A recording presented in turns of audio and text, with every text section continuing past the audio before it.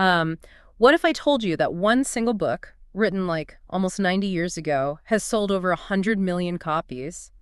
And it's actually created more millionaires than any investment strategy or government program or, business school in history. Yeah, I mean, it sounds exactly like one of those late-night infomercials, right? Yeah. But it is entirely real. Exactly. Yeah. So welcome to our deep dive into Napoleon Hill's Think and Grow Rich. Our mission today is to unpack Hill's research and figure out why true wealth creation doesn't actually start in your bank account, but it starts entirely in your mind. Right, and to even begin to trust a premise that radical, you really have to look at the unprecedented scale of the data behind it. I mean, this wasn't just someone typing up their personal theories on a typewriter. Oh, absolutely not.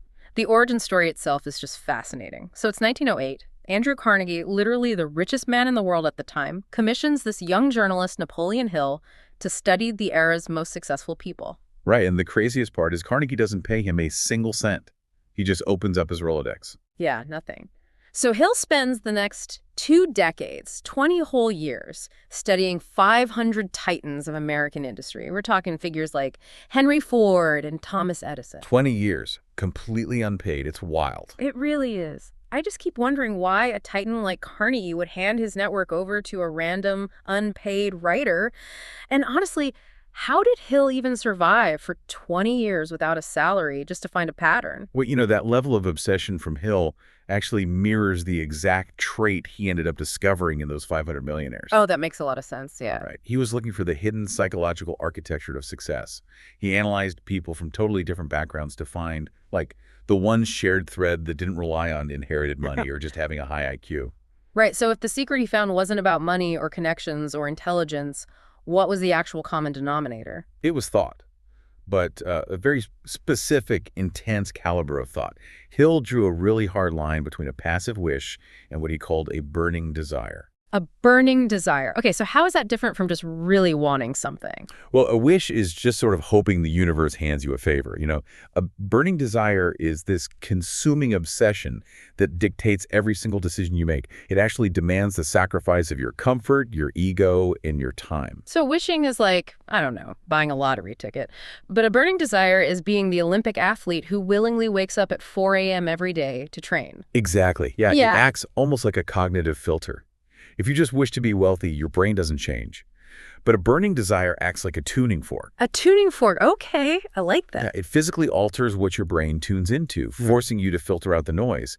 So you only recognize people or resources or opportunities that resonate with that one specific obsession. Wow. Okay, so how does this abstract burning desire actually manifest in the real world? The perfect example is the story of Edwin Barnes. So Barnes walked into Thomas Edison's office with zero money, zero connections, and absolutely zero relevant experience. Wow, just walked right in. Yep. And he was absolutely determined to become Edison's business partner. Not his employee, mind you, his actual partner. Wait, really? But didn't Edison basically just give him a job sweeping floors? He did, yeah. Barnes ended up doing menial tasks in the background for years. See, I have to push back on this being a success story. From the outside, scrubbing floors for years when you wanted to be a partner, that doesn't look like a burning desire. It looks exactly like giving up and just settling for a paycheck. And you are completely right to call that out. To anyone else in that laboratory, Barnes probably looked like a tragic failure.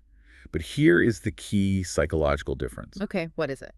His desire kept his mind acting as this hyper-alert radar. Logic might tell you to quit after year 2 of sweeping floors, but his obsession kept him primed.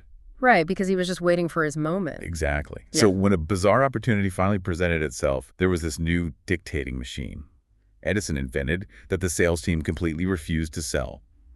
Barnes recognized it instantly. Oh, wow. So he had spent years waiting for a blind spot he could exploit while everyone else was just punching a clock. You nailed it. He took over the sales, made an absolute fortune, and actually became Edison's partner. That is incredible. And this completely flips the modern idea of hustle culture on its head.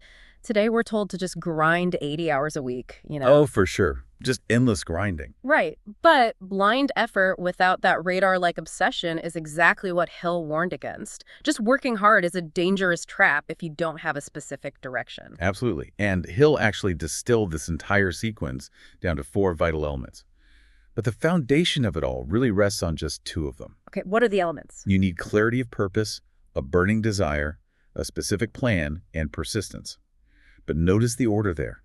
You absolutely cannot generate a viable plan until you have crystalline clarity of purpose. Right, you need that clear target first. Exactly. And you won't have the persistence to execute any plan unless a burning desire is fueling it. So clarity of purpose and a burning desire are the absolute engines here. The plan is really just the map that they force you to draw. That is so true. It's the sequence that matters. First thought, then plan, then action.